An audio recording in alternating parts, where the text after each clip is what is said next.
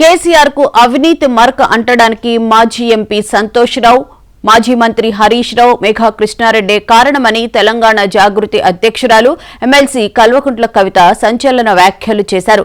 కేసీఆర్ తెలంగాణ ప్రజల కోసం, నీళ్ల కోసం ఆలోచిస్తుంటే వీళ్లు సొంత వనరులు, ఆస్తులు పెంచుకోవడం కోసం ఆలోచన చేశారని, ఇవాళ తమ వల్ల తెలంగాణ ఉద్యమంతో సంబంధం లేని రేవంత్ రెడ్డి కేసీఆర్ పై సీబీఐ ఎంక్వైరీ వేయించే పరిస్థితి వచ్చిందని అన్నారు. ఇలా దేశంలో ఏ మూలకు పోయినా ఎక్కడికి పోయినా కేసీఆర్ అంటే ఒక మహానాయకుడు, త్యాగం చేసిన నాయకుడు అని చెప్పి మాట్లాడతారు. రేపటి నుంచి ఏం మాట్లాడతారు? సిబిఐ ఎంక్వైరీ చేస్తే ఏం మాట్లాడతారు? కేసీఆర్ అంటే సిబిఐ కేసు అంటారు. మా నాన్న పరువు పోతే నాకా బాధ, మీకా? మీకు పైసలు కావాలి కదా, మీకు పేరుతో ఏం పని? ఇంకా కూడా ఇటువంటి వ్యక్తులను దూరం పెట్టుకోకుండా ఉంటే ఇక కేసీఆర్ గారి మీద సిబిఐ కేసు వేసేటటువంటి స్థాయికి వచ్చినాక ఏం పార్టీ ఉంటేంటి పోతే.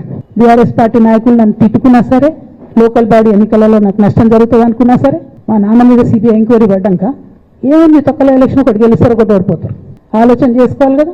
ఓంట అంటే నా దగ్గర పైసలు ఉన్నాయి, టీవీలు ఉన్నాయి, సోషల్ మీడియాలు ఉన్నాయి, ఏటి వరకు మాట్లాడతామంటే తోలు తీస్తాం చెప్తున్నా నేను. గీత గీసుకుంటాం బిడ్డ.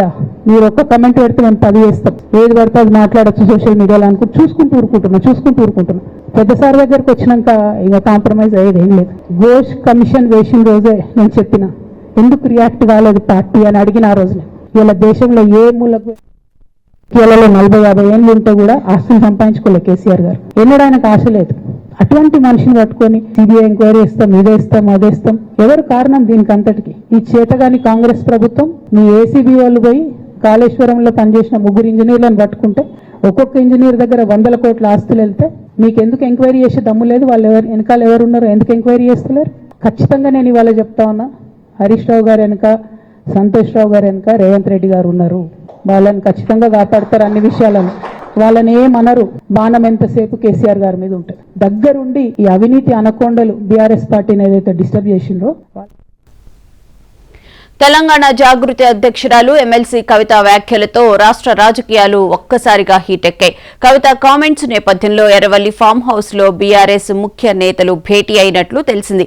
ఉదయం నుంచి ఫామ్ హౌస్ లో ఉన్న కేటీఆర్, కవిత ప్రెస్ మీట్ తర్వాత సీనియర్ నాయకులు పల్లా రాజేశ్వర్ రెడ్డి, జగదీష్ రెడ్డి తదితర నేతలు బీఆర్ఎస్ అధినేత, మాజీ సీఎం కేసీఆర్ తో చర్చించారు. కవిత వ్యాఖ్యలపై బీఆర్ఎస్ అధినేత ఆగ్రహంతో ఉన్నారని సమాచారం. ఈ నేపథ్యంలోనే ఆమెపై చర్యలు తీసుకుంటారంటూ పార్టీలో జోరుగా ప్రచారం జరుగుతోంది.